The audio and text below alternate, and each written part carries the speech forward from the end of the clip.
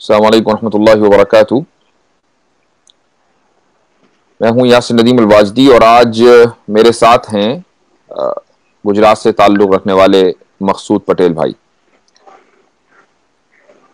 आज की जो ये लाइव है उसका मकसद कुछ कुछ सवालों के जवाब देना है जो कुछ बिरादरान वतन आमतौर से करते हैं, और ये सवालात ऐसे हैं कि जिनका ताल्लुक़ इस्लाम से है, नबी करीम सल्लल्लाहु अलैहि वसल्लम की हयात तय्यबा से है, शरीयत से है। और आम तौर से इन बातों को बुनियाद बनाकर इस्लाम पर, शरीयत पर हमला किया जाता है। नबी करीम सल्लल्लाहु अलैहि वसल्लम की मुक़द्दस ज़ात पर कीचड़ उछाली जाती है। और सोशल मीडिया में, जब से सोशल मीडिया आम हुआ है और कुछ लोग दूसरों के सिखाए हुए शैतानी रास्ते पर चलने लगे हैं, उस वक्त से इन चीज़ों के अंदर बहुत ज़्यादा इजाफा हो गया। इसलिए ये ज़रूरी है कि कम से कम जो ब्रॉड माइंडेड लोग हैं उनके सामने सही बात आनी चाहिए कि क्या सही है और क्या गलत है। चूंकि ये प्रोपेगेंडे का दौर है, और प्रोपेगेंडे के इस दौर में आप अगर कोई गलत बात भी सोशल मीडिया पर डाल देते हैं तो कई लाख लोग उससे मुतासिर होते हैं, और इस तरीके से हर एक आदमी उन कई लाख लोगों में से कई लाख लोगों को मुतासिर करता है, और फेक न्यूज इसी तरीके से बनती है। तो आज जिस दौर में हम जी रहे हैं उसमें हमें इन मिसकंसेप्शंस को क्लियर करना बेइंतहा जरूरी है, और खुसूसन ऐसी मल्टी कल्चरल सोसाइटी में कि जहां एक ही मुल्क में, बल्कि एक ही शहर, एक कस्बे, एक महल्ले में मुसलमान भी बसते हों, गैर मुस्लिम भी बसते हों, गैर मुस्लिमों में हिंदू भी हों, जैन भी हों, सिख भी हों, ईसाई भी हों, मुख्तलिफ धर्मों और मुख्तलिफ कम्युनिटीज के लोग बसते हों। तो इसलिए यह जरूरी हो जाता है कि इस्लाम का जो पैगाम है वाज़ेह अंदाज में वो सबके सामने आ जाए। हिदायत देना और समझ अता करना ये अल्लाह ताला का काम है। हमारा काम अपने पैगाम को और अपनी बात को सही तरीके से पहुंचा देना है। मकसूद पटेल साहब ने मुझसे रब्ता किया, कल भी वो मेरे साथ लाइव थे कुछ देर के लिए, और कुछ सवालात उन्होंने पूछे। चूंकि आमतौर से उनके फेसबुक पेज पर इस तरह के लोग हैं जो इस्लाम पर दिन रात एतराज करते हैं, तो उन्होंने मुझसे कहा कि कुछ मजीद सवालात हैं कि जिनका जवाब आना चाहिए। तो इसलिए आज का ये लाइव तय किया गया, और इंशाअल्लाह उम्मीद है कि कोशिश की जाएगी कि उन सवालों का सही तरीके से जवाब दिया जा सके। मैं अक्सर कहा करता हूं जब भी कोई Q&A सेशन होता है कि ये तो मुमकिन है कि मेरे पास उस सवाल का जवाब ना हो, लेकिन ये मुमकिन नहीं है कि इस्लाम के पास उस सवाल का जवाब ना हो। तो इंशाअल्लाह दुनिया का ऐसा कोई क्वेश्चन आज तक आया नहीं है कि जिसका जवाब इस्लाम ने नहीं दिया है। इस्लाम जब से है इस दुनिया में, और रोज़े अव्वल से है, पहले दिन से है, और आखिरी दिन तक, जब तक इस दुनिया की उम्र है उस दिन तक इस्लाम इंशाअल्लाह मुख्तलिफ सवालों का जवाब देता रहेगा। तो मैं दरख्वास्त करूंगा कि वो अपने सवालात रखें, और इंशाअल्लाह मैं कोशिश करूंगा कि उनका सही तरीके से जवाब दिया जाए। अस्सलाम वालेकुम सभी दोस्तों को, बिस्मिल्लाहिर्रहमानिर्रहीम। तो जैसे मुफ्ती साहब ने कहा कि कुछ इस तरीके से एतराजात किए जा रहे हैं, कुछ हमारे दोस्त है हम वतन गैर मुस्लिम जो इस तरीके से सवाल पूछते रहते हैं और उसको लिए तर्क कुतर्क देते रहते हैं। तो मुझे ऐसे लगा कि मैं बाय प्रोफेशन इंजीनियर हूँ, पर मैं ना मुफ्ती हूँ, ना कारी हूँ, ना मुझे दीन का इल्म है। तो बेशक जैसे हमें जिस्मानी कोई प्रॉब्लम होती है तो हम डॉक्टर के पास जाते हैं, ऐसे रूहानी प्रॉब्लम हो तो हमें मुफ्ती साहब हमारे डॉक्टर है, जो आलिम दीन हमारे डॉक्टर है। तो इसी तरीके से जब कुछ मेरे दोस्तों ने, हम वतन मेरे हिंदू भाइयों ने मेरे से कुछ सवाल किए हैं इस्लाम के मुतालिक, रसूलुल्लाह सल्लल्लाहु अलैहि वसल्लम की जात के मुतालिक, तो बेशक मेरा जो इल्म था वो काफी उसके लिए लिमिटेड था। तो मैंने मुफ्ती साहब का रास्ता किया और मुफ्ती साहब को मैंने ये क्वेश्चन मैंने कहा कुछ है। मुफ्ती साहब ने मुझे समय दिया, टाइम दिया, तो मुफ्ती साहब आपका ही बहुत बहुत आभारी हूँ। तो हम क्वेश्चन की ओर आगे चलते हैं। मुफ्ती साहब एक मेरे दोस्त है और नेशनल चैनल्स पर भी काफी डिबेट कर चुके हैं, और कुछ राइट विंग्स से वो ताल्लुक रखते हैं। खुराना जी है, सुदर्शन न्यूज और एबीपी न्यूज पे भी आ चुके हैं। तो उन्होंने कहा कि इस्लाम के अंदर से दावा और उम्मा ये जो कॉन्सेप्ट है अगर ये निकल जाए तो जितनी जैसे जिहाद जैसी या टेररिज्म जैसी जो हमारे समाज में जो नासूर है वो खत्म हो जाए, तो पहले सबसे पहले आप हमें ये बताइए, मुझे भी और हमारे जो देखने वाले दोस्त व्यूवर्स हैं उनको भी आप एजुकेट कीजिए कि what is the Umma and what is the दावा, और ये दो क्या चीज है जो इस्लाम को ये अगर सही में मतलब इसमें से इस्लाम में से ये चीज को निकाल लिया जाए तो सही में टेररिज्म खत्म हो जाएगा। तो इस पे आप थोड़ा कुरान और हदीस की रोशनी में फोकस कीजिए आप। देखिए मकसूद भाई, अफसोस यही होता है कि जो लोग हमारे, चाहे वो हिंदू तबके से ताल्लुक रखते हो या मुस्लिम तबके से ताल्लुक रखते हो, टीवी चैनलों पर जाते हैं, उनके पास मालूमात कुछ नहीं होती, वो सुनी सुनाई बातों के ऊपर यकीन करते हैं। अब ये जो खुराना जी आपने मिसाल दी, उनकी बात जिक्र की है, ये जो एतराज है ये उन्होंने मालूम है आपको कहां से लिया है? ये एतराज उन्होंने लिया है तारिक फतेह से। तारिक फतेह इस मुल्क में आया, हिंदुस्तान में आया, उसने 1 साल तक यहां पर जहर घोला, लोगों को उल्टी सीधी बातें सिखाई, और जो पहले से लोग नफरत का शिकार थे मुसलमानों के ताल्लुक से, उनको लगा कि शायद हमारे हाथ कोई खजाना आ गया है, हमें ये सब चीजें नहीं पता थी, हालांकि वो झूठ बोलकर इनको उल्टी सीधी बातें सिखाकर चला गया। तो अब वो तो चला गया, और उसके जो शोज हैं यूट्यूब के ऊपर और जो उल्टी सीधी बातें थी वो बाकी रह गई, तो ये वहां से उसकी वीडियो देखते हैं और उसके बाद आकर एतराज ठोक देते हैं। तो ये बात असल में सबसे पहले उसने चलाई थी कि इस्लाम में उम्मा का एक कॉन्सेप्ट है। अच्छा, इस कॉन्सेप्ट में है, ठीक है, बात यहां अगर रुक जाती तो इसमें कोई हरज नहीं था। अब उसने उसको दूसरी चीज से लिंक किया, वो ये कि जो टेररिज्म है वो इस उम्मा के कॉन्सेप्ट की वजह से फैल रही है। हालांकि उम्मत के कॉन्सेप्ट होने का क्या मतलब है? उम्मत का मतलब यह है कि दुनिया में जितने भी मुसलमान हैं वो एक दूसरे के दीनी भाई बहन है, इसके अलावा इसका क्या मतलब है? और अगर किसी मुसलमान को कोई परेशानी किसी दूसरे मुल्क में होती है, मैं अमेरिका में हूं, अगर मुझे खुदा न खास्ता कोई परेशानी है, तो मेरे जो मुसलमान दीनी भाई हिंदुस्तान में है, पाकिस्तान में है, उनको फितरी तौर पर उसका रंज होना चाहिए। या इसी तरीके से अगर कोई आदमी मलेशिया में है, उसको कोई तकलीफ है, तो हमें उसके रंज में, उसकी गम में हमें शिरकत करनी चाहिए। ये उम्मा का कॉन्सेप्ट है। हदीस में नबी करीम सल्लल्लाहु अलैहि वसल्लम का इरशाद है कि पूरी जो उम्मत है वो एक जिस्म के मानिंद है, कि अगर एक उज़्व के अंदर, एक बॉडी पार्ट में अगर कहीं तकलीफ होती है तो पूरा जिस्म ऐसा नहीं कि बेसुकून यानी सुकून के साथ रहे, बल्कि वो बेसुकूनी महसूस करता है।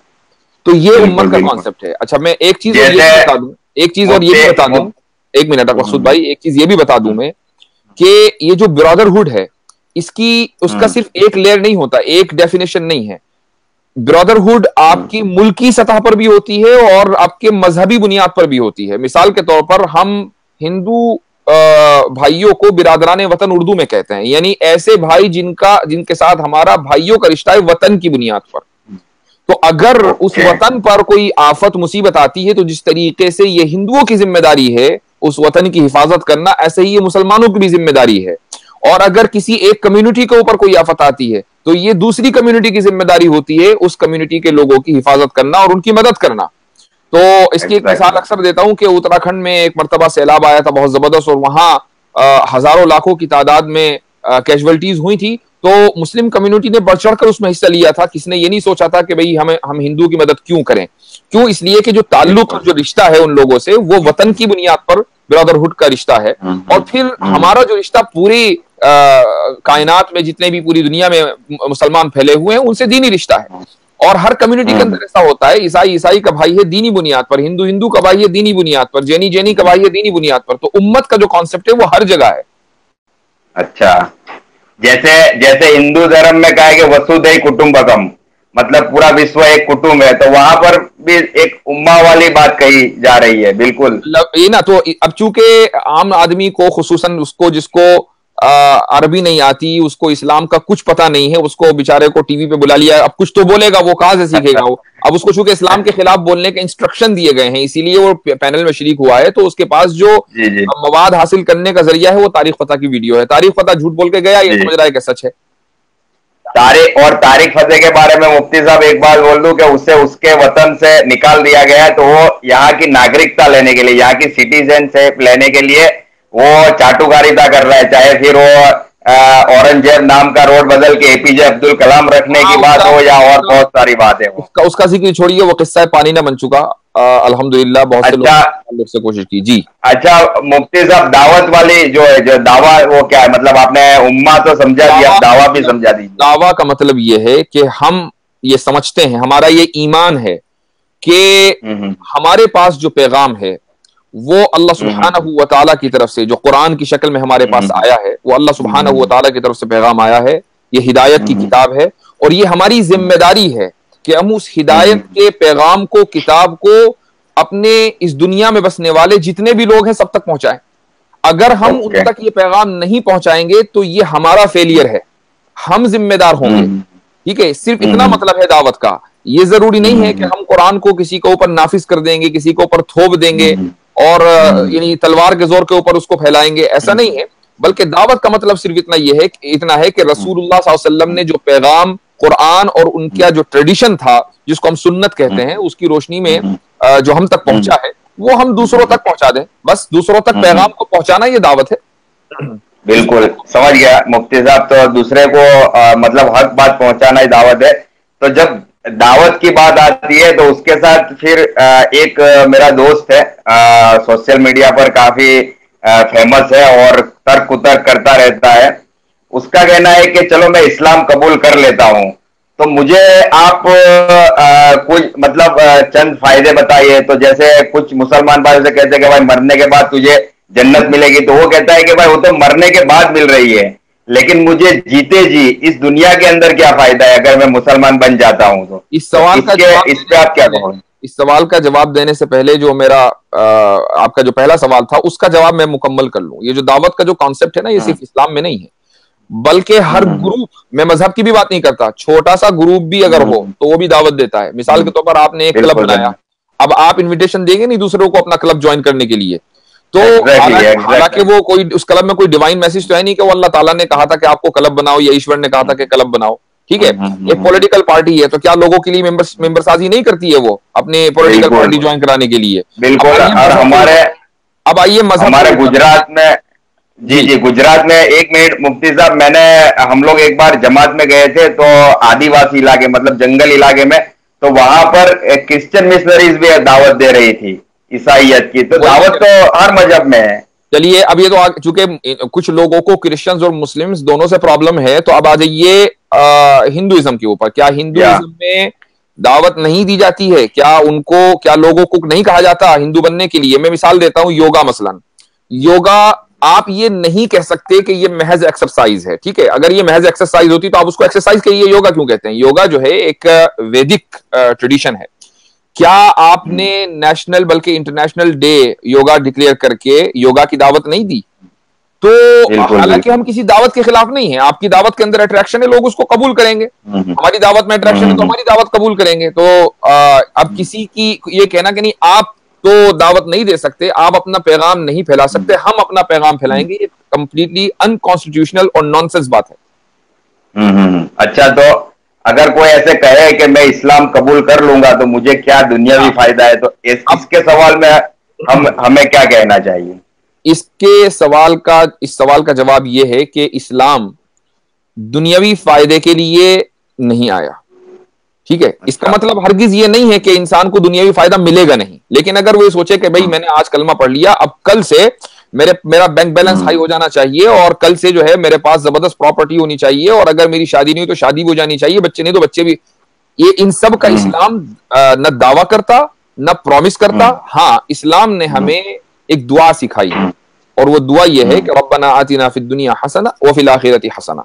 हम इस दुआ को दिन में कई मरतबा पढ़ते हैं, और मतलब ये कि बाज़ रिवायतों में, हदीसों में आया है कि नमाज में आखिर में जब आप नमाज खत्म करने वाले हों तो उस वक्त अत्तहियात पढ़ने के बाद ये दुआ भी पढ़नी चाहिए, दुरूद पढ़ने के बाद। इस दुआ का क्या मतलब है कि अल्लाह हमें दुनिया में अच्छाई दे और हमें आखिरत में अच्छाई दे। अब दुनिया की अच्छाई क्या है? दुनिया की अच्छाई वही है जो दुनिया के एतबार से है। अगर आपके पास पैसे का मतलब अच्छाई है, इकोनॉमिक ग्रोथ अच्छाई है, अगर आप एजुकेशन अच्छाई है, तो ये सब की दुआ हम मांगते हैं। और अब कुछ लोग ये कहेंगे भाई मुसलमानों के पास तो अच्छा ही नहीं है, वो इसलिए कि वो बहुत नैरो माइंडेड हैं, वो सिर्फ मुसलमानों को अपने महल्ले के अंदर देखते हैं। आप थोड़ा सा मुल्क से बाहर निकलिए, दुबई के अंदर आप चले जाइए, कतर में आप चले जाइए, टर्की में आप चले जाइए, मलेशिया में आप चले जाइए, ब्रुनाई में आप चले जाइए, जॉर्डन चले जाइए, जॉर्डन में आप चले जाइए, दुनिया में बेशुमार ममालिक हैं ऐसे जहां माशाल्लाह मुसलमान खुशहाल है। वो किस लिए खुशहाल है? अगर इस्लाम उनको बैकवर्ड ले जाने के लिए आया होता तो सारी कंट्रीज जो है पीछे की तरफ जाती, ना कि आगे की तरफ। तो ये इस बात की दलील है। तो पहले तो सबसे पहले ये चीज अपने दिल से निकाल देनी चाहिए कि मैं इस्लाम कबूल करते ही मुझे मेरे साथ अब दुनिया में अच्छा होगा। हाँ, इस्लाम ने जो प्रॉमिस किया है वो ये किया है कि इस्लाम अगर आप कबूल करेंगे, ईमान अगर आप अल्लाह के ऊपर लाएंगे तो आखिरत में आपके साथ हर हाल में अच्छा होगा।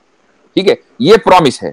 और दुनिया के लिए इस अल्लाह सुब्हानहू व तआला के इस पैगाम में, कुरान में बेशुमार आयतें ऐसी हैं कि जिसमें यह कहा गया है कि अगर तुमने कबूल कर लिया तो अब तुम इम्तिहान के लिए तैयार रहो।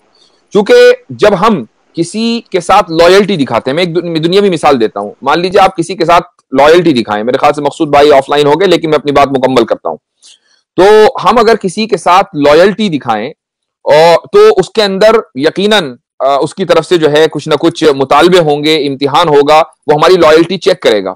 एक छोटी सी मिसाल ले लीजिए कि अगर आप किसी ग्रुप को ज्वाइन करते हैं तो उस ग्रुप के अंदर कुछ टर्म्स एंड कंडीशंस हैं कि आपको वो चेक करें कि आप वाकई उस ग्रुप के लॉयल हैं या नहीं है। ठीक है, इसी तरीके से अल्लाह सुब्हानहू व तआला जब इंसान इस्लाम कबूल करता है तो आपकी लॉयल्टी चेक करता है कि वाकई आपने सही तरीके से ईमान कबूल किया है या नहीं। और लॉयल्टी जब वो किस तरीके से चेक होगी कि कुछ चीजों में आपको परेशानी हो सकती है। ऐसा हो सकता है कि इंसान का माल कम हो जाए, ऐसा हो सकता है कि उसकी जायदाद कम हो जाए, ऐसा हो सकता है कि उसकी दौलत कम हो जाए। ये अल्लाह सुब्हानहू व तआला की तरफ से इम्तिहान है ताकि हम अपनी लॉयल्टी जो अल्लाह सुब्हानहू व तआला के ताल्लुक से हमने कायम की ईमान लाकर उसको साबित करें। तो अगर कोई आदमी इस नीयत से इस्लाम कबूल कर रहा है कि वो दुनिया में उसके साथ कोई भला होगा तो उसके लिए उससे हम ये कहेंगे कि आप इस्लाम कबूल ना करें और न ही आपके साथ कोई भला होने वाला है। इस नीयत से हमें कोई मुसलमान नहीं चाहिए। बिल्कुल बिल्कुल। अच्छा मुफ्ती साहब, मेरी आवाज आ रही है ना मुफ्ती साहब? बिल्कुल आ रही है। बीच में थोड़ा, हाँ मुफ्ती साहब, काफी मेरे ऐसे दोस्त है और एक अभी 2-3 दिन पहले एक बहुत सोशल मीडिया का जाना माना चेहरा है महावीर प्रसाद, उसने भी मुझे एक कटिंग भेजी थी। तो काफी दोस्त मुझे कहते रहते कि कुरान के अंदर सूरह तौबा में आयत नंबर 5 to 9 में ये लिखा हुआ है कि भाई काफिरों को जहां पर भी देखो वहां कत्ल करो। तो क्या उस जमाने के काफिरों के बारे में लिखा था 1400-1500 साल पहले, या इस जमाने के काफिरों के बारे में, या कयामत तक आने वाले सभी काफिरों के बारे में ये आयत है? तो इस पे आप थोड़ी वजाहत करें। ये सवाल इतनी मर्तबा आ चुका और इसका जवाब उतनी ही मर्तबा दिया जा चुका, और मैं इस बात को यकीन के साथ कह सकता हूं कि जिन लोगों ने आपसे ये सवाल किया है उनको ये जवाब पहले से पता होगा। लेकिन चूंकि मसला ये है कि अल्लाह ताला की तरफ से बाज मर्तबा दिलों के ऊपर मोहर लग जाती है, यानी उसको पता होता है कि सामने वाला जो है वो हक कह रहा है, सही बात कह रहा है, लेकिन मुझे कबूल नहीं करनी चूंकि तासुब और फैनेटिज्म का जो चश्मा उसकी आंख पर लगा है वो उसको हक कबूल करने से रोके रखता है। तो बहरहाल ये जो आपने सवाल मुझसे किया है ये सूरह तौबा की आयत नंबर 5 है। और किसी भी किताब को अगर आप उठाएंगे और उसका एक जुमला ले लेंगे तो दुनिया की जो सबसे अच्छी किताब सारी दुनिया की नजर में होगी, यानी पूरी दुनिया का हर मजहब, हर रिलीजन मसलन ये कहे कि भाई ये वाली किताब, किसी भी किताब को हम ये किताब सबसे अच्छी है, उस किताब के अंदर भी ऐसे ऐसे जुमले निकल जाएंगे अगर आप आउट ऑफ कॉन्टेक्स्ट जो है उसको कोट करेंगे। तो आयत नंबर 5 जो है आप कैसे समझ जाएंगे जब तक कि आप आयत नंबर 1, आयत नंबर 2, आयत नंबर 3 और आयत नंबर 4 नहीं पढ़ेंगे। यानी 5 को समझने के लिए आपने शुरू के 4 काट दिए और सीधे 5 पे पहुंच गए। नंबर 5 क्या नंबर 1 के बगैर मुकम्मल है? आप मैथमेटिकल एग्जांपल ले लीजिए ना, आपने नंबर 5 लिया है ना और उसमें से नंबर 1 निकाल दिया तो वो 5 कैसे बचेगा? वो 4 हो जाएगा, वो कुछ भी नहीं बचेगा। यानी हर नंबर में 1 का होना जरूरी है। तो आप आयत नंबर 5 को समझने के लिए आयत नंबर 1 से शुरू करेंगे ना, तो आयत नंबर 1 का ताल्लुक किस चीज से है उसको समझना जरूरी है कि मोहम्मद सल्लल्लाहु अलैहि वसल्लम ने हिजरत के बाद जब आप मदीना तशरीफ ले आए और उसके बाद बल्कि कुछ सालों के बाद एक ट्रीटी हुई जिसको हम हुदैबिया कहते हैं, जो सन यानी 6 साल के बाद हुई आप सल्लल्लाहु अलैहि वसल्लम की हिजरत करने के बाद। उस ट्रीटी की रोशनी में, वो जो पीस ट्रीटी थी उसकी रोशनी में यह था कि पूरे जो अरब के जो कबाइल हैं, ट्राइब्स हैं, उनके दरमियान एक मुआहिदा हो गया कि सब लोग आपस में अमन के साथ रहेंगे, सुलह के साथ रहेंगे, कोई जंग नहीं होगी। लेकिन वो दुश्मनों की तरफ से उस मुआहिदे को तोड़ दिया गया और उसके नतीजे में 2-2.5 साल के बाद मक्का फतह हुआ। क्योंकि मुआहिदा दूसरों की तरफ से तोड़ा गया था, एक हिस्टोरिकल फैक्ट है, ये किसी ने गढ़ा नहीं है। अच्छा, अब जब मक्का फतह हो गया और उसके बाद पूरे अरब पेनिनसुला पर मुसलमानों की और नबी करीम सल्लल्लाहु अलैहि वसल्लम की हुकूमत कायम हो गई और उनका उनका उनकी अथॉरिटी कायम हो गई, तो अब दुश्मनों को, कि जिन्होंने मुआहिदा तोड़ा था, उनको 3 ऑप्शन दिए गए। उसमें से पहला ऑप्शन यह था कि चूंकि मुआहिदा खत्म हो गया तो या तो आप हुकूमत के तहत आ जाएं और अमन अमान के साथ रहें, जैसे एक कॉमन शहरी रहता है, आप भी रहिए, नो प्रॉब्लम, आप हुकूमत को तस्लीम कर लीजिए। अब ये एक लेजिटिमेट हुकूमत कायम हो चुकी। दूसरा ऑप्शन ये था कि आप कहीं और चले जाएं, अगर आप इस हुकूमत के तहत नहीं रहना चाहते, दुनिया बहुत बड़ी है, आप कहीं भी चले जाइए। उस वक्त नेशन स्टेट नहीं था और ट्राइब्स जो है वो एक जगह से दूसरी जगह बहुत आसानी के साथ मूवमेंट करते थे। और तीसरा ऑप्शन उनको ये दिया गया था कि अगर आप न जाना चाहते और आप नहीं हुकूमत के तहत रहना चाहते, बल्कि ये दहशतगर्दी और टेररिज्म बाकी रखना चाहते हैं, तो ठीक है, फिर लड़ाई के लिए तैयार हो जाइए। और फिर अल्लाह ताला ने हुक्म दिया कि अगर ये लोग लड़ाई के लिए तैयार हो जाते हैं तो जहां मिले उनको कत्ल कर दो। जाहिर है कि टेररिस्ट की सजा तो यही होगी, ये तो नहीं होगा कि उसको आप अपने घर बुला के वलीमा खिलाएंगे। बिल्कुल। और मुफ्ती साहब यही चीज महाभारत में श्री कृष्ण ने अर्जुन से कही, जब अर्जुन ने कहा कि युद्ध के मैदान में जो कौरव है वो तो मेरे भाई है, और तो तब श्री कृष्ण अर्जुन को कहते हैं कि भाई तेरे घर पे थे, अभी वो तेरे युद्ध के मैदान में तेरे शत्रु है और उसके ऊपर तू बाण चला, तीर चला। तो यहाँ पर भी तो श्री कृष्ण कह रहे हैं ना कि भाई आप इन्हें ये करो, या युद्ध के मैदान में दुश्मन है। तो वही बात मैं मेरे हिंदू भाइयों से या जो ऐतराज करते हैं उन्हें कहना चाहता हूं कि जब आपको कुरान को समझना होगा ना, तो उसे उसके पसे मंजर में जाना पड़ेगा, उसके बैकग्राउंड में जाना पड़ेगा। फिर कुरान उतरा है अरबस्तान में, तो आपके वहां की आपको ज्योग्राफी को समझना पड़ेगा, वहां की डेमोग्राफी को समझना पड़ेगा, तब जाके आप फिर उस पे हदीसों को समझना पड़ेगा और उस वक्त के परिस्थिति को समझना पड़ेगा, तब जाके आप किसी भी आयत के निराकरण के ऊपर जा सकते हो। तो मेरी सभी हिंदू भाइयों से हाथ जोड़ के विनती है कि आप डायरेक्ट उसका अनुवाद पढ़कर, आप दरियागंज से कोई कुरान ले आते हो 250-250 की हिंदी में छपी हुई, वो भी क्या मालूम उसने सही छापा है या गलत छापा है, और हिंदी में छपी लेके आ जाते हो और उसका अनुवाद पढ़कर आप बैठ जाते हो सोशल मीडिया के ऊपर, फेसबुक के ऊपर। तो प्लीज ऐसा ना करें, किसी भी चीज को समझने के लिए उसके बैकग्राउंड में जरूर जाइए। नहीं, मैं ये कहता हूं कि दरियागंज से आप 250 रुपए का कुरान शरीफ भी लेकर आए, कोई मसला नहीं, आप पढ़िए तो। और लेकिन आप एक किताब खोलकर सीधा आप उंगली रखें एक जगह, कहने लगा हाँ मुझे समझ में आ गया, ऐसा नहीं, बल्कि थोड़ा आगे पीछे भी देख लें। अगर आपको आयत नंबर 5 समझनी है तो आयत नंबर 1 से शुरू करें ना, तो बहुत समझ में आएगा। ऐसा तो नहीं है कि कुरान जो है वो जब तक कि किसी आलिम के साथ आप ना पढ़ें तब तक कि आपको समझ में आ ही नहीं सकता। अगर आपका तर्जुमा आप पढ़ सकते हैं, बहुत से लोगों को हिदायत मिली है, बिल्कुल पढ़िए, नो प्रॉब्लम, लेकिन इंसाफ के साथ पढ़िए। बिल्कुल मुफ्ती साहब, एक जो नेक्स्ट मेरा जो और हैरत की बात है मकसूद भाई कि मैं दोबारा कहता हूं एज ए डिस्क्लेमर, मैं किसी मजहब के खिलाफ नहीं हूं और मेरा मजहब मुझे इजाजत नहीं देता कि मैं किसी दूसरे मजहब के खिलाफ जाऊं। लेकिन हमारे मुल्क में इस वक्त जो हालात हो गए हैं वो ये कि वो लोग कि जिनके यहाँ पूरी जो हिस्ट्री है, पूरा जो कल्चर है वो जंगों से भरा पड़ा है, ठीक है, वो लोग ये सवाल करते हैं कि आपके यहाँ फला जंग क्यों हुई। भाई या तो आप ये कहें कि हमारे यहाँ कोई जंग नहीं हुई तो आपके यहाँ भी नहीं होनी चाहिए। हमारे यहाँ तो हजारों जंग हुई, उसमें करोड़ों लोग मर गए, आपके यहाँ नहीं, क्यों जंग हुई? ये तो कोई बात ना हुई, ये तो इंसाफ के खिलाफ है।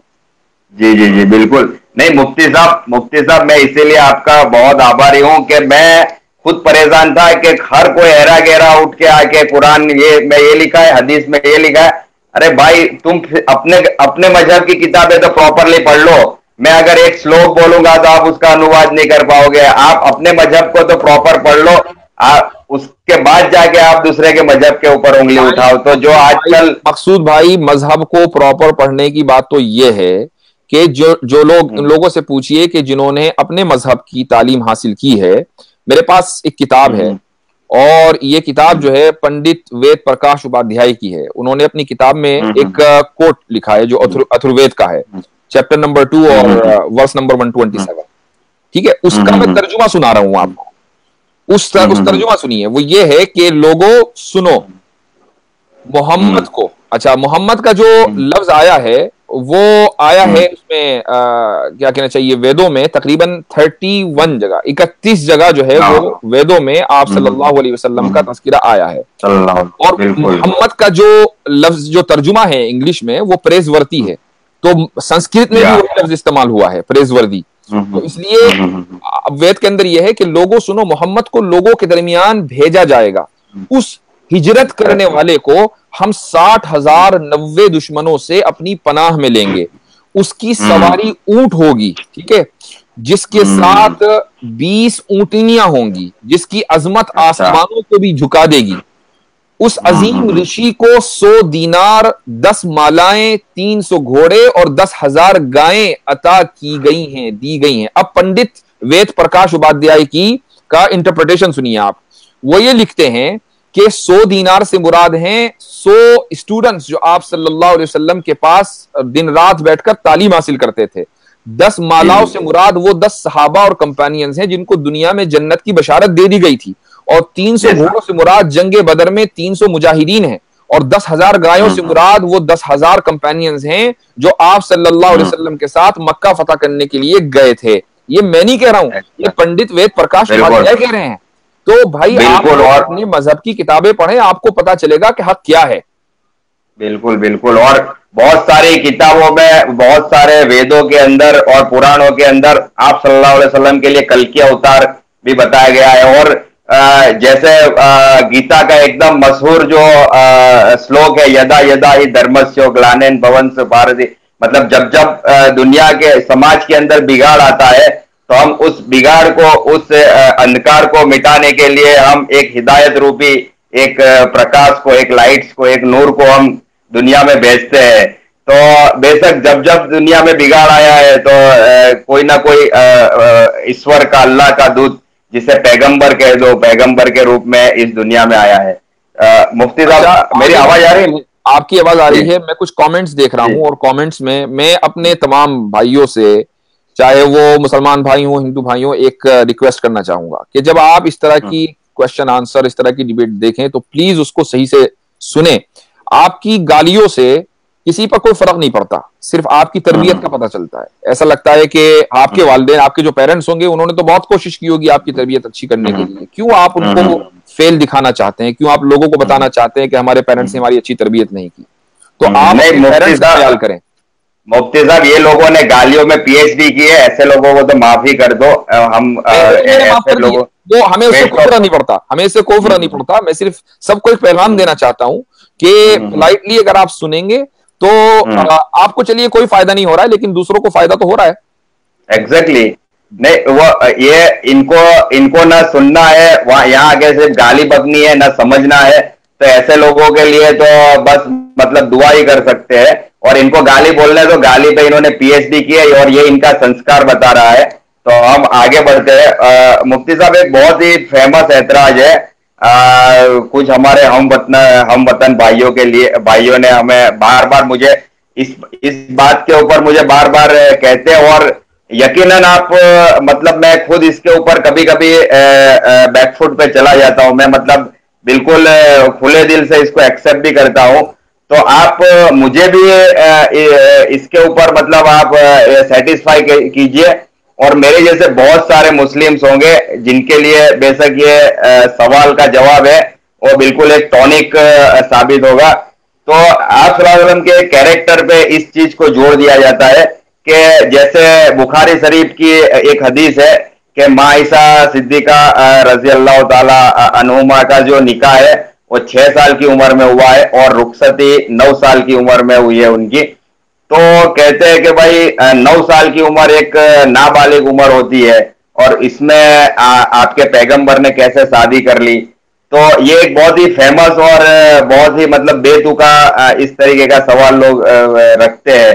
तो मुझे तो बहुत मतलब दुख भी होता है, लेकिन मैं चाहता हूं कि आप इसका ऐसा जवाब आप दीजिए कि मैं भी मुतमईन हो जाऊं और हमारे जो व्यूअर्स है उनके भी समझ में आए, और आगे से कोई इस तरीके का सवाल करे तो उन्हें हम जवाब भी दे सकें। देखिए, ऐसा है कि जो लोग ये एतराज करते हैं ना कि आप सल्लल्लाहु अलैहि वसल्लम ने हजरत आयशा सिद्दीका रजी अल्लाह अन्हा से निकाह किया 6 साल की उम्र में और रुखसती हजरत आयशा की हुई 9 साल की उम्र में, जो ये एतराज कर रहे हैं, मकसूद भाई चले गए लेकिन मैं अपनी बात मुकम्मल करता हूं। तो जो ये लोग एतराज कर रहे हैं वो दरअसल आप सल्लल्लाहु अलैहि वसल्लम की शख्सियत पर ही एतराज नहीं कर रहे हैं।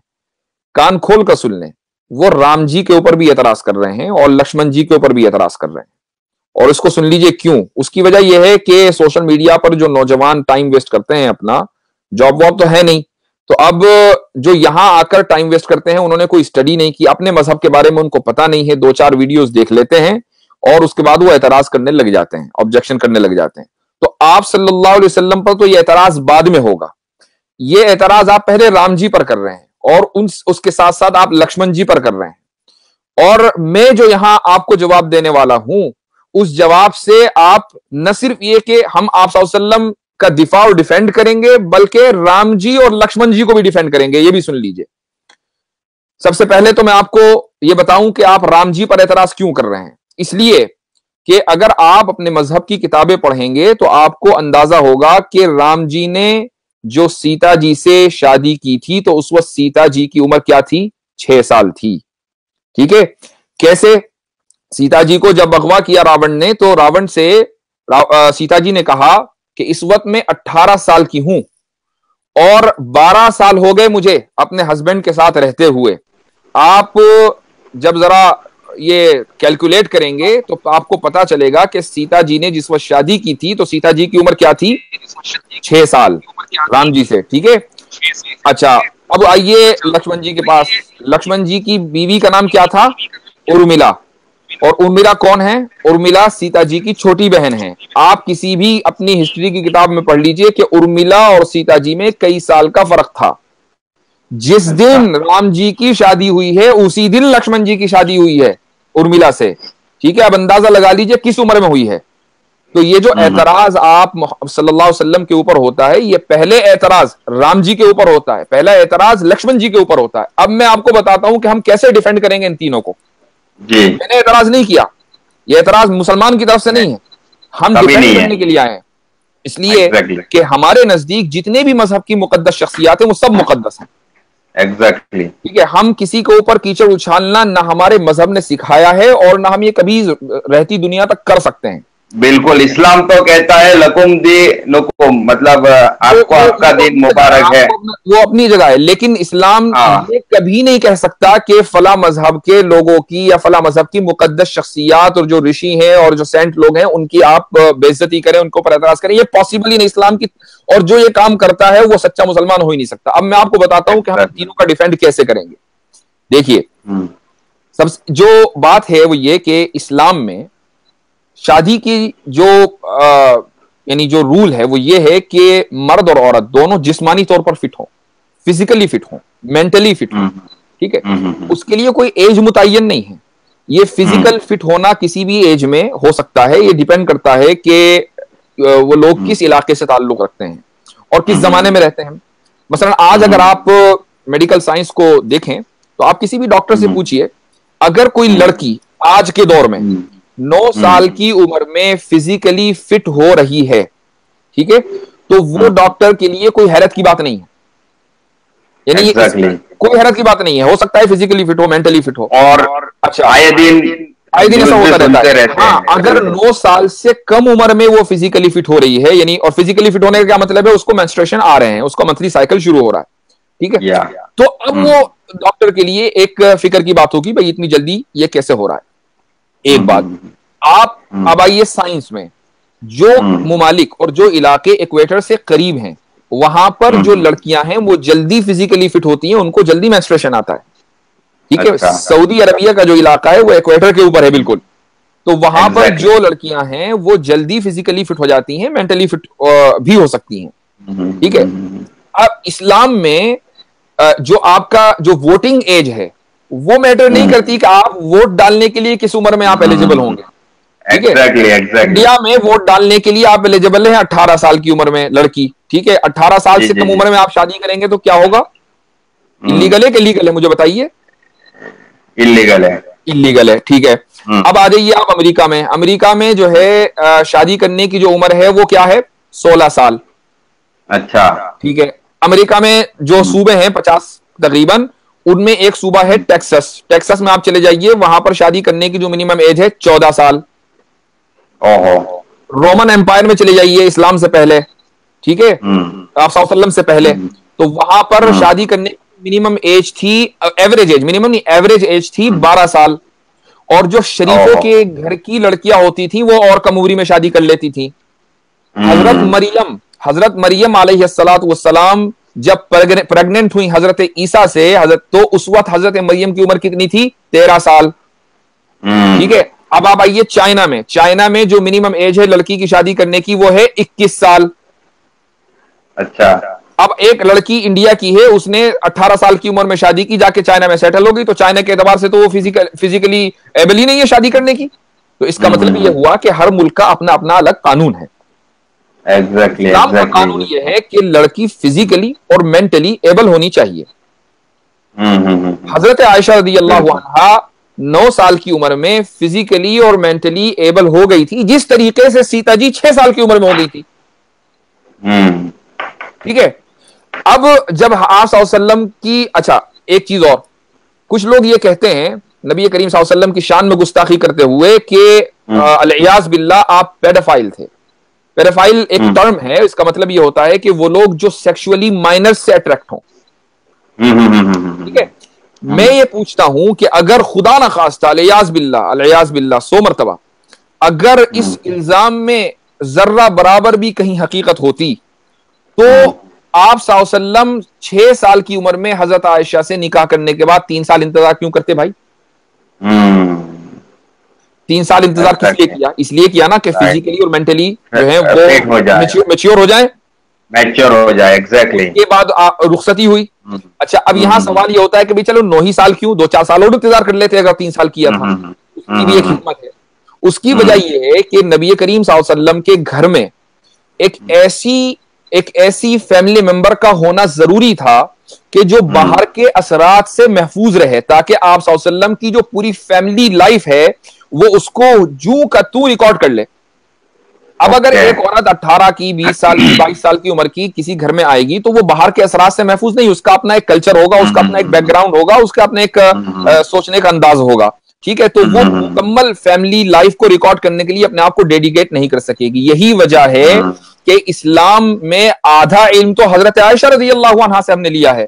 जी, और बहुत सारी हदीसें हैं जो माँ आयशा से वाबस्ता है कि भाई एक बार आखिरी सुन लीजिए, आप आखिरी बात सुन लीजिए।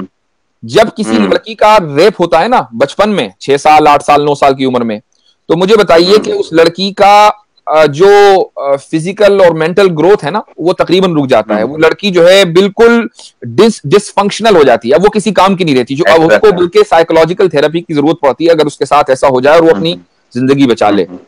यहां हजरत आयशा रदी अल्लाह अन्हा के साथ उल्टा हो रहा है। हजरत आयशा रदी अल्लाह अन्हा के साथ शादी होती है, 9 साल की उम्र में रुखसती होती है। तो अगर खुदा ना खास्ता ये रेप होता तो हजरत आयशा तो डिसफंक्शनल हो जाती। वो डिसफंक्शनल क्या, वो तो पूरी उम्मत का जो आधा इल्म है वो सिक्योर कर रही है, महफूज कर रही है और पूरे सहाबा को पढ़ा रही है। ये क्या बात हुई? बिल्कुल बिल्कुल बिल्कुल एग्जैक्टली। तो बात यह है कि आप पहले हिस्ट्री पढ़िए, उसके बाद एतराज कीजिए। एग्जैक्टली। तो मैं उम्मीद करता हूं कि मैं तो अल्हम्दुलिल्लाह मुतमईन हो गया और मैं पूरी बात को समझ भी गया, और उसके लिए मैं आपका मुफ्ती साहब बहुत बहुत शुक्रगुजार भी हूं। तो और मेरे जो दोस्त है जो देखने वाले और बाद में देखेंगे इंशाल्लाह उनके लिए भी ये बहुत फायदेमंद रहेगा। मुफ्ती साहब आगे, अच्छा एक उसी के अंदर मैं कह लूं कि मेरे पास बहुत सारी ब्रह्मा की, शिव की, इस तरीके की मेरे पास वो है रिवायातें हैं कि अगर मैं यहाँ कहूंगा तो फिर वो कहेंगे कि आप कम्युनल ये कर रहे हो। उसके अंदर इससे भी ये है, यहाँ तो 9 साल की उम्र है और 40 साल उम्र है आप सल्लल्लाहु अलैहि वसल्लम की, वहां पर कुछ और ही है। और अब मैं इसमें जाऊंगा तो फिर ये कहेंगे कि आप बिल्कुल बदले की भावना से ये बात कह रहे हो। तो मैं नहीं चाहता हूं कि ये लोग यहाँ से मतलब उस तरीके से जाए। मैं चाहता हूं कि प्यार मोहब्बत से हम आगे बात को बढ़ाए। मुफ्ती साहब, एक बार बार कहा जाता है कि गजवे हिंद की कोई हदीस है जिसके चलते, उस हदीस के चलते मुसलमान ये चाहता है कि हिंदुस्तान के ऊपर कभी ना कभी ये मुस्लिम इस्लामिक राष्ट्र बन जाएगा। और ये गजवे हिंद की मैं अपनी बात करूं तो मुफ्ती साहब, मैंने किसी भी स्कूल ऑफ थॉट से, चाहे देवबंदी हो, बरेलवी हो, अहले हदीस हो, शिया सुन्नी, हिंदुस्तानी किसी भी आलिम के मुंह से न किसी तकरीर से मैंने इस तरीके की वो सुनी हो, ये हदीस को मैंने सुनी हो। ये मैंने जरूर पड़ोसी मुल्क में एक बंदा है जैद हामिद, उसके मुंह से बार बार सुनी है, बाकी ना मैंने पड़ोसी मुल्क में भी किसी आलिम से इस तरीके की बात सुनी हो। तो इसमें ये हदीस है, या फैब्रिकेटेड हदीस है, अगर है तो फिर ये क्यों है, मतलब इस पे आप थोड़ा रोशनी डालें। उसके बारे में बता दूं, नंबर 1 जोकर, और जैद हामिद को पाकिस्तान में ही जो मुसलमान है ना वो उसको कज्जाब कहते हैं, जैद हामिद कज्जाब। राइट, लाल टोपी, एग्जैक्टली। और लाल टोपी बनाता है सबको। अच्छा, अब आप आ जाइए गजवा हिंद के बारे में, ठीक है। गजवा किसे कहते हैं? आपको मालूम है गजवे की डेफिनेशन क्या है? वॉर। वॉर। अच्छा, हिंदुस्तान में कितनी वॉर हुई है? बहुत हुई है, 65 की हुई है, सन 47 की कारगिल हुई है, कितनी हुई है? ठीक है, आप सल्लल्लाहु अलैहि वसल्लम इस दुनिया में तशरीफ लाए 1400 साल पहले, ठीक है। इस 1400 साल में कितनी वॉर हो गई? अनगिनत हो गई। उसमें बहुत सी वॉर्स ऐसी हुई हैं जिसमें एक तरफ जो है एक मुस्लिम बादशाह था, तो दूसरी तरफ जो है गैर मुस्लिम बादशाह था, लेकिन सोल्जर्स दोनों तरफ मिक्स थे। गैर मुस्लिम बादशाह की तरफ जो है कुछ मुस्लिम सोल्जर्स थे, तो मुस्लिम बादशाह की तरफ कुछ मुस्लिम गैर मुस्लिम सोल्जर्स थे। इस तरह की वॉर्स बहुत सारी बहुत हुई हैं हमारे मुल्क की तारीख में। तो आप सल्लल्लाहु अलैहि वसल्लम ने जो पेशन गोई की है, जिस तरीके से हर नबी की कुछ ना कुछ पेशन गोइयां होती हैं, आपके यहाँ हिंदुओं में एक किताब है भविष्य पुराण, उसके अंदर जो है बहुत सी पेशन गोइयां मिलती हैं कि आगे जाकर ये होगा, इस तरह होगा, फला होगा। तो इसी तरीके से आप सल्लल्लाहु अलैहि वसल्लम की बहुत सी हदीस जो है वो पेशन गोई से मुताल्लिक हैं कि आगे जो कयामत का जैसे जैसे वक्त करीब आएगा तो इस तरह की चीजें होंगी। तो 1400 साल में जो बड़े बड़े इवेंट्स हैं उनका आप सल्लल्लाहु अलैहि वसल्लम ने तज़किरा किया है। उनमें एक इवेंट जो है वो एक वॉर भी है कि जो हिंदुस्तान में होगी। कब? 1400 साल पहले आप सल्लल्लाहु अलैहि वसल्लम ने प्रेडिक्शन किया था। अब मुझे आपको और दुनिया के किसी आदमी को ये नहीं पता कि वो वॉर हो गई या होगी या वो हो रही है। कुछ इसका तस्कीर कुछ लोग कहते हैं कि मोहम्मद बिन कासिम ने सिंध पे हमला किया तो ये हदीस कंप्लीट हो गई। और मैं कह रहा हूं कि आगे अगर हुई भी तो हिंदू और मुस्लिम मिलके लड़ेंगे। अगर किसी ने हमारे पे अगर हमला किया, इस तरीके का अगर वॉर किया, तो हिंदू और मुस्लिम कंधे से कंधा मिला के लड़ेंगे। जैसे 65 की लड़ी और वीर अब्दुल हमीद ने लड़ी, जैसे अशफाकुल्लाह खान ने लड़ी, जैसे इस तरीके से लड़ेंगे। वाली बात जो है ना, ये भी तारीख फतह की फैलाई हुई है, ठीक है। ये भी तारीख फतह की फैलाई हुई है। उसने कहीं से सुना कि अच्छा भाई एक हदीस है गज़वा हिंद के ताल्लुक से, तो इसका अच्छा यहां तक सुन लिया। अब उसके बाद जो आगे का जो झूठ मिलाता है ना, वो ये कहता है कि अब हिंदुस्तान में जितने मुसलमान है ना वो सारे उस गज़वा हिंद के लिए तैयारी कर रहे हैं। अरे भाई कैंप चलाओ, आप हथियार की ट्रेनिंग दो, आप है ना बजरंग दल के कैंप चलें, RSS के कैंप चलें, और इल्जाम लगे मुसलमानों को। पर ये क्या बात हुई? तो यही कहना चाहता हूं मुफ्ती साहब कि मैंने हिंदुस्तान के किसी भी आलिम से, चाहे वो बड़े से बड़ा आलिम हो, छोटे से आलिम और किसी भी स्कूल ऑफ थॉट से हो, मैंने किसी भी आलिम से नहीं सुना है कि गजवे हिंद नाम की कोई हदीस है। ये पड़ोसी मुल्क की और यही एक्सपोर्ट की इंपोर्ट की हुई है वाया तारिक फतेह। यहाँ ये तारीख फतह का शुक्रिया अदा करें सारे के पूरे हिंदुस्तान को जो है गज़वा हिंद की हदीस सिखा के चला गया। किसी भी नहीं, ना मुसलमान को पता था ना हिंदू को पता था,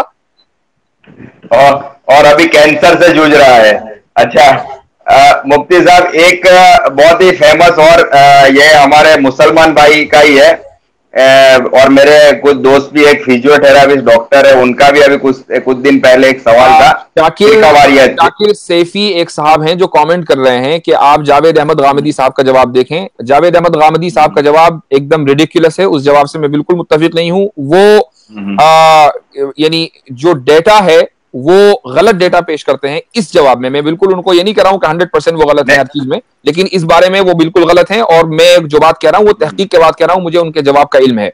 जी मकसूद भाई। बिल्कुल जी मुफ्ती साहब, तो फिरका वारियत के ऊपर हम आ जाते हैं कि मेरे दो सवाल है, जवाब उस एक ही होगा। तो वो कह रहे हैं कि भाई इस्लाम मतलब अल्लाह एक है, रसूलुल्लाह एक है, कुरान एक है, तो फिर इस जो फिरका वारियत है मतलब भाई कौन सा फिरका, मतलब 72 एक हदीस है कि भाई 72 फिरके होंगे, 77 फिरके होंगे, उसमें 72 मतलब जहन्नमी है, एक जन्नती है। और कुछ एक दो हिंदू भाई मुझे तंज कहते हुए कहते हैं कि हमें मुसलमान बनना है, लेकिन हम किस फिरके में जाए, हो सकता है हम जिस फिरके में जाए वो जहन्नमी हो, तो इससे अच्छा है हमें आप हिंदू ही रहने दो, ठीक है। और मुझे खुद अपने आखिरत की फिक्र है मुफ्ती साहब कि मैं जिस स्कूल ऑफ थॉट से या जिस फिरके से हूं, हो सकता है मैं पूरी जिंदगी इबादत करूं, सजदे करूं, और कल मैदान महशर में खड़ा हो जाऊं और अल्लाह ताला कहे कि मकसूद तू जिस फिरके को फॉलो करता था वो फिरका तो जहन्नमी है, तो मेरी तो फिर पूरी जिंदगी की इबादत बेकार हो गई, मेरे नमाज मेरे रोजे, मेरी जकात, मेरी हज। तो मुफ्ती साहब इस पे आप क्या कहोगे? इससे पहले मुझसे ये सवाल कई मरतबा किया गया और मेरा एक ही जवाब है। उस जवाब से पहले मैं एक चीज जरूर ऐड करना चाहूंगा कि जो डिवीजन और फिरकाबंदी लोगों में होती है, ये डिवीजन दरअसल एक इंसानी नेचर है। ठीक है, यही वजह है कि आप दुनिया में मजहब को तो छोड़ दीजिए, इस्लाम को, हिंदुइज्म को, मजहब को छोड़ दीजिए, एक तरफ रखिए मजहब को फिलहाल। क्या हम डिवीजन कलर की बुनियाद पर, रेस की बुनियाद पर, लैंग्वेज की बुनियाद पर, कंट्री की बुनियाद पर नहीं देखते?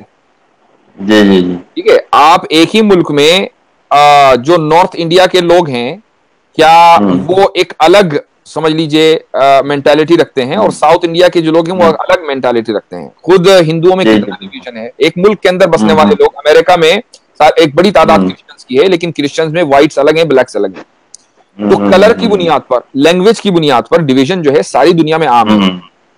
तो इसका खाने की बुनियाद पर है, खाने, हर चीज, मतलब कोई भी, जब इतने सारे लोग होंगे, लिबास की बुनियाद पर है। बिल्कुल, तो इतने सारे लोग होंगे तो डिवीजन हो गई। एक इंसानी नेचर है। आप सल्लल्लाहु अलैहि वसल्लम ने उस इंसानी नेचर का जिक्र किया है उस हदीस में कि मुसलमान भी इस इंसानी नेचर की वजह से बहुत सारे फिरकों के अंदर बढ़ जाएंगे। हालांकि उनको बढ़ना नहीं चाहिए, ये मतलब नहीं कि सल्लल्लाहु अलैहि वसल्लम ने इंकरेज किया कि बढ़ जाओ। उन्होंने एक रियलिटी का जिक्र किया है, ठीक है, कि ऐसा होगा उसमें से। लेकिन चूंकि डिवीजन इस्लाम में मजहब की बुनियाद पर गलत है, तो जो लोग भी मुख्तलिफ फिरकों में बैठेंगे वो गलत करेंगे। इसलिए एक ही फिरका जो है वो जन्नत में जाएगा, ये हदीस है। अब सवाल ये है कि वो कौन सा फिरका होगा। उस फिरके की भी आप सल्लल्लाहु अलैहि वसल्लम ने अलामत जिक्र कर दी है। ठीक है, आज के दौर में, और वो बहुत मुख्तसर है, उसको थोड़ा सा आप एक्सपेंड करें तो सिंपल सी बात निकल कर आती है। वो आदमी जो अल्लाह को एक माने, रसूलुल्लाह सल्लल्लाहु अलैहि वसल्लम को रसूल माने, तमाम सहाबा किराम की कंपेनियनशिप और इस बात का कायल हो कि वो अल्लाह के रसूल के सहाबी थे, और इसी तरीके से तमाम अइम्मा, मुहद्दिसीन और औलिया अल्लाह की इज्जत करे, वो आदमी अहले हक में से है। Exactly. अब अगर आप यहां से किसी एक भी एलिमेंट को हटा देंगे तो अब आप फिरकाबंदी का शिकार हो जाएंगे। बिल्कुल। तो मुफ्ती साहब, मैं बहुत सारे मुसलमान भाई है, उनसे भी मुझे मतलब कंप्लेंट, ये प्रॉब्लम रहती है कि बहुत सारी ऐसी हदीस है उस पे तो वो सीरियस उसको तो लेते नहीं। जैसे आप लोगों ने कहा भाई नमाज मेरे आंखों की ठंडक है, तो उसको नहीं लेते। बंदे और अल्लाह के दरमियान जब सजदे में होता है तो सारे पर्दे हट जाते हैं। बंदा और अल्लाह और बंदा एक दूसरे से बिल्कुल मतलब बात करते हैं। तो ये हदीस है तो ये सीरियस लेते नहीं है। लेकिन जो कुछ नेगेटिव मानसिकता वाले लोग हैं तो इस हदीस को बहुत जल्दी पकड़ लेते हैं कि तू, तेरा फिरका ये है, मेरा फिरका ये। तो मेरा आपके माध्यम से, आपके प्लेटफॉर्म से मुसलमान भाइयों को भी कहना है कि भाई आप फिरका वारियत ये सब छोड़िए। मुफ्ती साहब ने जैसे कहा कि अल्लाह को मानिए, रसूलुल्लाह को फॉलो कीजिए, इजमाए सहाबा और औलिया अल्लाह, ये चार बातें मोटा मोटी कही मुफ्ती साहब ने, तो इस पे आप लोग तवज्जो करें। और कुरान की एक फेमस ये हदीस कुदसी है कि भाई आप मतलब एक रस्सी को, हक की रस्सी को या उसको पकड़ लीजिए, इस तरीके की कोई बात मैंने सुनी है, तो आप उसी को फॉलो कर लीजिए। तो मुफ्ती साहब आगे बढ़ते हैं कि एक और मेरा एक दोस्त है, आज हम सब एतराज के ऊपर ही ये हमारा पूरा इंटरव्यू है। जो जो हमारे गैर मुस्लिम भाइयों के एतराज है तो लगभग आज इस इंटरव्यू के बाद मेरे हिसाब से खत्म हो जाने चाहिए। तो उनका एतराज है कि साइंस ये कहता है कि अर्थ, ये पृथ्वी हमारी गोल है, और कुरान के अंदर अब एग्जैक्ट कहाँ लिखा है मुझे मालूम नहीं है, आपको इल्म होगा। उसमें अल्लाह ताला फरमाते हैं कि ये जो पृथ्वी है, ये जो अर्थ है वो फ्लैट है, चपटी है। तो ये कंट्रोडक्शन क्यों है? या मुसलमान किसको माने, साइंस की कही हुई बात जो राउंड है उसको माने, या कुरान जो कहता है कि फ्लैट है उसको माने? पहले तो जो आदमी ये कहता है ना कि कुरान में लिखा है कि अर्थ फ्लैट है, उससे पूछिए कहाँ लिखा है। ठीक है, उल्टी सीधी सुनी सुनाई बातों को ये लोग चलाते हैं, पता इनको होता नहीं कुछ। ठीक है, वही फिर मैं वापस तारीख फतह को लेकर आऊंगा, ये भी उसी ने बका है। ठीक है, ये भी उसी ने बका है। तो बहरहाल, तो सबसे पहले उनके पास कोई उसका रेफरेंस नहीं होगा, कोई नहीं, बस भाई कहाँ लिखा है। मुफ्ती साहब ये एक मिनट आपको रोकूंगा। ये जिस बंदे का एतराज है ना, ये आपने एकदम सही पकड़े कि वो बंदा तारिक फतेह का चेला है, तारिक फतेह की किताबें पढ़ता रहता है अमेजोन से मंगा के, और उसी का ये एतराज था। एकदम आप बिल्कुल राइट गए। अब आगे आप आगे आप अल्लाह फरमाइए। ताला की मेरे ऊपर एक इनायत है, वो ये कि जब सामने वाला एतराज करता है ना, तो मुझे अक्सर ये पता चल जाता है कि उसने कहाँ देखा है। ठीक है, ये अल्लाह ताला की एक इनायत है, मैं शुक्रगुजार हूं। सुभान अल्लाह, सुभान अल्लाह, सुभान तो अल्लाह। अब मैं आपको बताता हूँ कुरान करीम, सबसे पहले तो बुनियादी फर्क ये समझ लीजिए कि कुरान साइंस की किताब नहीं है। ठीक है, कुरान हमें साइंस सिखाने के लिए नहीं आया, कुरान हमें हिदायत देने के लिए आया है। हाँ, कुरान में कोई बात ऐसी नहीं होगी जो साइंटिफिक फैक्ट के खिलाफ होगी। साइंटिफिक थ्योरी के खिलाफ हो सकती है, क्यों? इसलिए कि थ्योरी आई है बदलने के लिए। आज एक थ्योरी है, कल दूसरी थ्योरी है, तो कुरान किसी थ्योरी का साथ नहीं देगा। जब वो थ्योरी एस्टैब्लिश होकर फैक्ट बन गई, अब आप उसको कुरान से मैच कर लीजिए, कुरान के खिलाफ नहीं, कुरान उसके खिलाफ नहीं जा सकता, क्योंकि कुरान में सब फैक्ट्स हैं। एग्जैक्टली। अब आ जाइए इस बात के ऊपर कि अर्थ जो है वो हमारी फ्लैट है। कुरान में क्या कहा गया कि या वो राउंड है। इसमें सूरह रहमान सब जानते हैं, सूरह रहमान बहुत मशहूर सूरत है कुरान की। उसमें एक आयत आई है, या माशर अल जिन्नि वल इंसी इन इस्तताअतुम अन तनफुज़ू मिन अक़तारिस समावाति वल अर्दि फनफुज़ू, कि ए जिन और इंसान, अगर तुम, इसका अंग्रेजी तर्जुमा जो लोग अंग्रेजी समझते हैं उनके लिए भी कर दूं, if you want to escape from Allah मिन अख़तारिस समावाति वल अर्द, from the diameters of heavens and earth. Diameters का लफ्ज इस्तेमाल हुआ है कि अगर तुम आसमानों और जमीनों के डायमीटर से भागना चाहो तो भाग के दिखा दो। राइट। अच्छा, एक छोटी सी मामूली सी नॉलेज रखने वाला इंसान है ना, जिसने इंटर भी पास कर रखा होगा ना, वो ये मानता है कि डायमीटर्स जो है ना, वो किस चीज की प्रॉपर्टीज होती है मकसूद भाई? Measurement, round shape, round, OD outer dia नापने के लिए। अगर आप फ्लैट करेंगे ना तो उसकी डायमीटर्स, उसकी प्रॉपर्टीज। कुरान में लफ्ज अख्तार आया है जिसका तर्जुमा है डायमीटर्स। एग्जैक्टली। तो डायमीटर, एग्जैक्टली, ओडी उसके नापने के लिए, तो डेफिनेटली तो चपटी तो हो ही नहीं सकती। ओडी तो राउंड चीज की, ओडी राउंड चीज की ना पाया जाए। मैं मुफ्ती साहब बाय प्रोफेशन मैकेनिकल इंजीनियर हूँ, तो मैंने तो जब भी किसी भी चीज को डायमीटर से नापा है उसको, या डायल गेज से, तो वो राउंड चीज ही है। चाहे फिर बैरिंग का छर्रा ले लो आप, या किसी चक्कर ले लो गियर का, या पुली ले लो मोटर की, ये सारी चीजें तो राउंड ही है जो डायमीटर से हमने नापा है। तो एग्जैक्टली यहाँ पर आपकी बात को मैं अब ये लोग कहां से लेते हैं? एक कुरान में एक आयत आई है जो जिसके अल्फाज हैं वल अर्द मददनाहा, कि हमने जमीन को स्ट्रेच किया, स्प्रेड आउट किया। ठीक है, ये उसका तर्जुमा है, स्प्रेड आउट किया। तो जब जमीन बनी, आप साइंस से पूछ लीजिए, जब जमीन बनी तो एक बहुत छोटे हिस्से के ऊपर खुश्की आई और उसके बाद वो फैलती चली गई। ये दरअसल उस आयत का तर्जुमा है। उसका मतलब ये नहीं कि हमने जमीन को फ्लैट बनाया। जो लोग ना अरबी जानते ना अंग्रेजी जानते, उसका तर्जुमा कर देते हैं कि हमने जमीन को फ्लैट बनाया, उसके बाद कहते हैं देखो कुरान ने कहा कि जमीन फ्लैट है। दरअसल उनका दिमाग फ्लैट है। बिल्कुल बिल्कुल सही बात है। और दूसरा मुफ्ती साहब, अभी ये बिग बैंग थियरी अभी आई कि जिसमें से पता चला कि भाई ये जो पूरा जो ब्रह्मांड है वो एक पार्टिकल से बना हुआ है, एक मतलब कण से बना हुआ है। और मैंने कुरान में किसी आयत का तर्जुमा, उसमें अल्लाह ताला फरमाते हैं कि हमने जर्रों जर्रों को इकट्ठा किया, फिर उसमें से हमने धरती को बनाई, फिर हमने सूरज बनाया, फिर हमने आसमान को बनाया, फिर ये गैलेक्सी, मतलब सभी चीज का जिक्र है। तो कुरान ने तो इतने साल पहले कह दिया, और आज ये बिग बैंग थियरी कह रही है कि ये पार्टिकल से बना हुआ है, कण से बना हुआ है। और दूसरा के मुफ्ती साहब आपने जैसे कहा कि आपने जो बात कही ना, उसमें मैं एक चीज ऐड करना चाहूंगा। जो डार्विनिस्ट है ना, वो ये कहते हैं कि जो कायनात बनी है वो एक पार्टिकल से बनी है। अब उनसे पूछे आप वो पार्टिकल कहां से आया, वो कहते हैं वो पार्टिकल पानी में हुआ था। पहले पानी था, उसके अंदर जो है वो एक पार्टिकल बना, और उसके बाद फिर वो एक सेल बना, और उसके बाद मल्टी सेल्स के अंदर वो तब्दील हो गया। उसके बाद मल्टी सेल्स जो है फिर ये कायनात बनती चली गई। ठीक है, वो ये कहते हैं, डार्विनिस्ट ये कहते हैं। अच्छा, वो पहला जो सेल था वो कहां बना? पानी में। ठीक है, अब उनसे पूछे कि भाई आप तो कुरान की तायीद कर रहे हो, हालांकि हमें उनकी तायीद की कोई जरूरत नहीं है। अल्लाह ताला ने कुरान में कहा है कि हमने हर चीज को पानी से पैदा किया। अच्छा, एग्जैक्टली।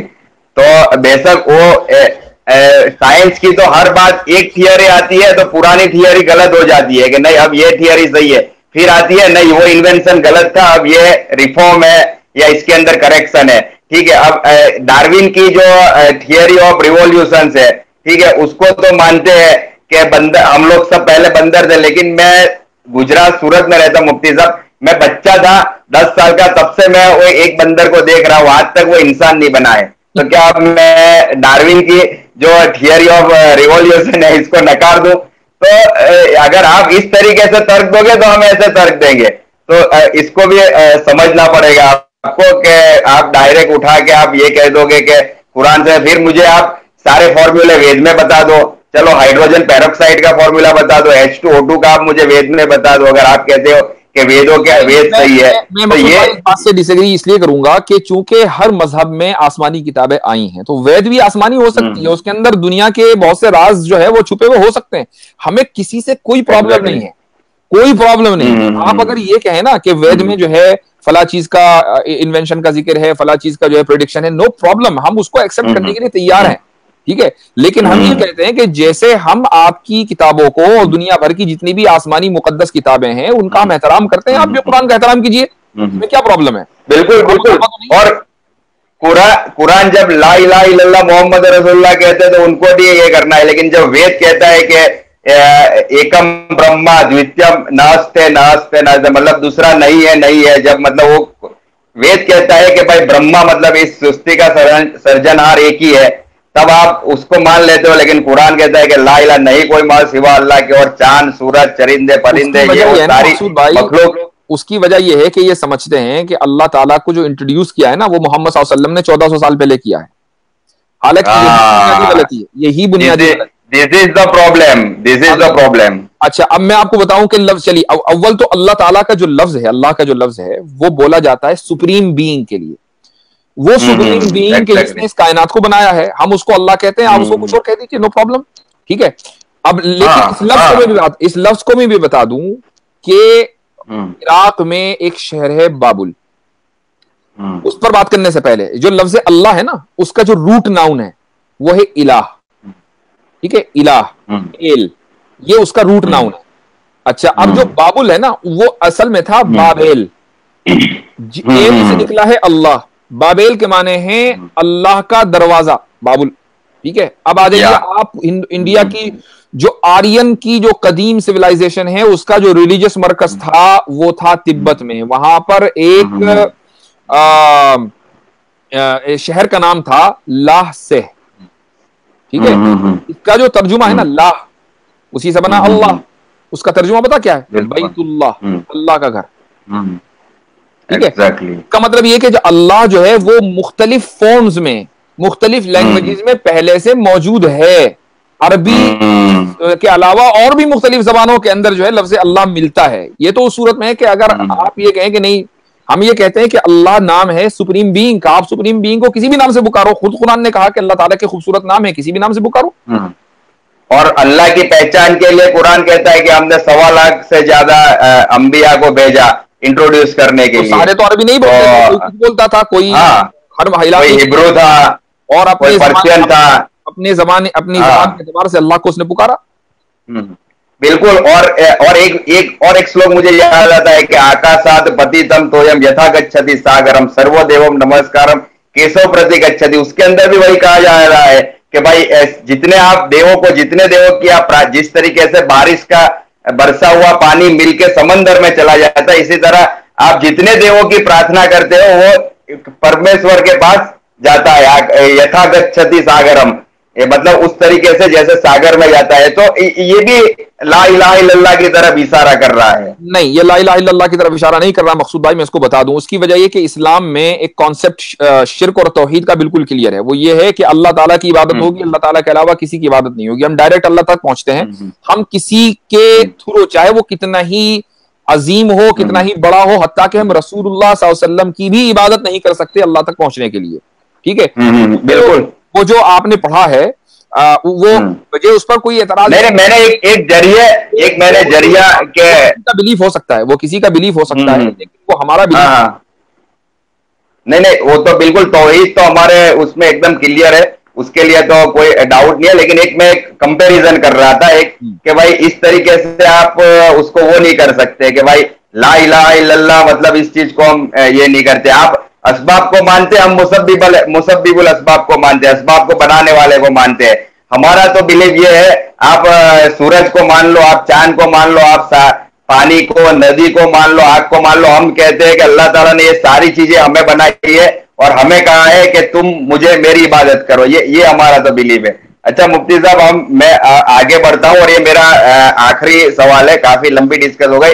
एक सोशल मीडिया पे बहुत बड़ा ग्रुप है, उसका नाम लेना मैं मुनासिब नहीं समझता हूं, और उसके 90% फॉलोवर्स है वो मुस्लिम कम्युनिटी से ताल्लुक रखते हैं। तो उनके जो मुखिया है, उन्होंने एक दिन कहा कि अरे बाबा, दारू पियो, मुर्गा खाओ, गर्लफ्रेंड पटाओ और आराम से काम धंधा करो, क्या लगा के रखा है। बोले किसने देखा है मरने के बाद कि जन्नत है जहन्नम? तुम्हारे रिश्तेदार का किसी का फोन आया था क्या वहां से कि मैं अभी स्वर्ग में हूं, नर्क में हूं? और उन्होंने अभी एक लेटेस्ट में ये भी कह दिया, मतलब दूसरा मेरा सवाल भी लिया, आपको मैं जोड़ देता हूं कि भाई सऊदी अरब के अंदर जो रेपिस्ट के लिए जो सजा है, सजा है मौत, तो इस्लाम में इस तरह कोई कॉन्सेप्ट नहीं है, और विकीपीडिया से उन्होंने बताया भी कि सऊदी में ऐसा नहीं है। तो आप मुझे पहले सवाल का जवाब दीजिए कि भाई पूरा स्वर्ग में से किसी का फोन नहीं आया तो क्या हम जो हमारा ईमान है कि लाइफ आफ्टर डेथ, क्या उसको न माने हम? या कुछ लोग उसके तरफ मुतासिर हुए होंगे, तब 2000 आदमी देखते हैं। अगर दो ने भी ये माना है तो बेशक हमारे लिए फिर वो फिक्रमंदी की बात है। तो आप इस पे थोड़ा रोशनी डालें। भाई देखिए, ऐसा है कि इस तरह के जो स्टेटमेंट्स है ना, ये दो तरह के आदमी बनाते हैं। एक तो वो आदमी जो बिल्कुल जाहिल है, उसको कुछ नहीं पता, ठीक है, एकदम एब्सोल्यूट इग्नोरेंट। एक तो वो आदमी कहेगा इस तरह की बात, या वो आदमी के जिसको नशा चढ़ा हुआ हो, वो पढ़ा लिखा तो है लेकिन नशे में है। अब जाहिर है जब नशे में होगा तो वो यही तो बात करेगा, भाई शराब पियो, चिकन खाओ, और who knows के आगे क्या होगा। गर्लफ्रेंड जब नशा उतरेगा तो फिर वो सही बात करने लगेगा, क्योंकि अब उसके पास नॉलेज है। तो ये दो तरह के लोग हैं जो इस तरह के स्टेटमेंट देते हैं। मुझे नहीं पता कि आप किसकी बात कर रहे हैं, मैं किसी पर्टिकुलर आदमी की बात नहीं कर रहा हूं। मैं एक बात कर रहा हूं, इस तरह के जो भी स्टेटमेंट देगा वो या तो ये होगा या दूसरा होगा, ठीक है। तो इसलिए उस पर क्या बहस करके फायदा। और आपने मुझे बताया कि मुझे हैरत है कि 90% फॉलोअर्स जो हैं उसके वो लोग हैं कि जो इस्लाम में और इस्लाम में यकीन रखते हैं, ईमान रखते हैं, तो उनको चाहिए कि उसको अनफॉलो करें। भाई ऐसा आदमी जो इस तरह की बात आपसे कर रहा है, क्यों आप उसके पीछे पड़े हुए हैं? ठीक है, वो जो भी हो। एक बात तो ये है। दूसरी बात आपने क्या कही थी? दूसरा सवाल आपका था सऊदी अरब के। दूसरा उन्होंने कहा कि रेप के ऊपर सऊदी अरब में डेथ पेनल्टी वाला, मतलब इस तरीके का कोई कानून नहीं है, और विकीपीडिया से कुछ उसे लैपटॉप में मतलब उन्होंने करके दिखाया। तो भाई हमें इससे क्या पड़ता है? ना हो। सऊदी अरब में क्या कानून का होना जरूरी है? हमें मतलब सऊदी अरब से नहीं है, हमें मतलब शरीयत से, हमें मतलब इस्लाम से है। अब एक अगर कोई चीज सऊदी अरब में गलत हो रही है तो उसका मतलब ये कोई है कि वो इस्लाम की गलती है या इस्लाम उसका जिम्मेदार है। बिल्कुल बिल्कुल भाई। सऊदी रेप के लिए सऊदी अरब एक कंट्री है, जिस तरीके से दुनिया में 200 के करीब दूसरी कंट्रीज हैं, ठीक है, 50 से ज्यादा मुस्लिम कंट्रीज। तो अगर किसी एक मुस्लिम कंट्री में कोई कानून गलत है जो लोगों ने गलत बना दिया है, तो इसका मतलब ये नहीं कि इस्लाम जिम्मेदार है। कोई मुल्क जो है ना, जो नेशन स्टेट है, वो किसी मजहब के ठेकेदार नहीं होते। ये बात याद रख लीजिएगा। बिल्कुल बिल्कुल जी। मुफ्ती साहब, तो मुफ्ती साहब आपका बहुत बहुत शुक्रिया कि आपने मेरे जितने सवाल थे मेरे हिंदू भाइयों के जो एतराज के रूप में थे, और आपने अल्हम्दुलिल्लाह बहुत अच्छी तरीके से आपने इसके ऊपर जवाब दिया। और अभी मुफ्ती साहब, एक जब से जियो आ गया है ना हिंदुस्तान में, तो बेरोजगारों की एक समझ लो कि एक फौज तैयार हो गई है, मुझे तो ऐसे लग रहा है। और जो भी मतलब एक फैशन बन गई है कि कोई भी साइंस और टेक्नोलॉजी पे बात नहीं कर रहा है। जो भी बंदा आता है जिसे लाइव बनाना आ गया, या समझ लो कि थोड़ा लाइव के बटन को जान गए, या थोड़ा बोलना, तो वो सीधा आके मुंह उठा के इस्लाम के ऊपर बोलना शुरू कर देता है। या दो चार बातें गूगल से ले ली, तो कोई गूगल तो कोई गॉस्पेल ट्रूथ या मतलब कोई भगवान की वाणी या कोई अल्लाह की वाणी तो है नहीं। गूगल पे भी जो डेटा डाले वो हमने ही डाले हैं, मतलब हमारे भाई एक बात कहता हूं और उसके बाद इस आज के सेशन को खत्म करते हैं, क्योंकि बात भी बहुत लंबी हो गई। याद रखिएगा, जो दरख्त फल देता है और जिस दरख्त के ऊपर फल लगे हुए हों, पत्थर उसी को पड़ता है। एग्जैक्टली। तो मैं तो कहता हूँ मुफ्ती साहब, मुसलमान बहुत ही सब्र कर रहा है। आप मुझे पूरे सोशल मीडिया के ऊपर आपके ये जितने दर्शक देख रहे हैं, चैलेंज करके कहता हूँ कि एक भी मुसलमान आप मुझे बता दो जो किसी लाइव में आकर और मतलब किसी और के खुदा को, किसी और के पैगंबर को चैलेंज कर रहा हो, या उसके बारे में उल्टी सीधी बात कर रहा हो, या गालियां दे रहा हो। आपको एक मुस्लिम नहीं मिलेगा। और मैं आपको ऐसे कितने, मैं आपको गैर मुस्लिम बता दूंगा, और इतनी गंदी गंदी बातें कर रहे हैं।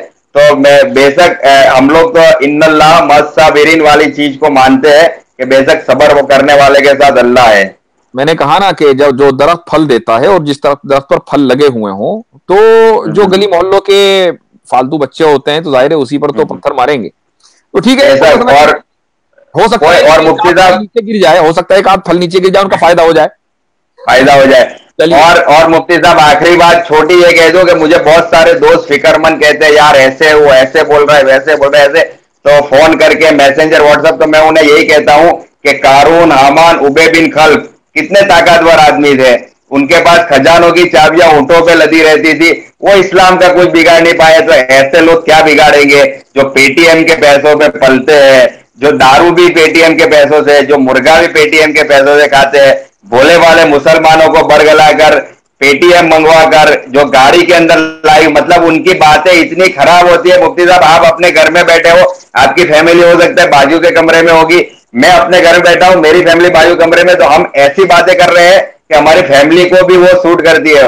वो ऐसी बातें करते हैं कि उनकी फैमिली को सूट नहीं होती, इसलिए उनको फोर व्हील में जाके बनानी पड़ती है। समझ रहे हो? क्योंकि वो इतनी ऐसी बात कहते हैं कि उसकी बीवी भी हो सकता है उससे सहमत ना हो, या उसके माँ और बाप भी सहमत ना हो, इसलिए वो फोर व्हील में जाके वो बनाता है। और ऐसे लोग हमारा जो आके बकेजी करते हैं। जब पॉलिटिकल पार्टियां आपके संस्कार, आपको संस्कार सिखाएंगी, तो फिर ऐसे ही संस्कार निकलेंगे।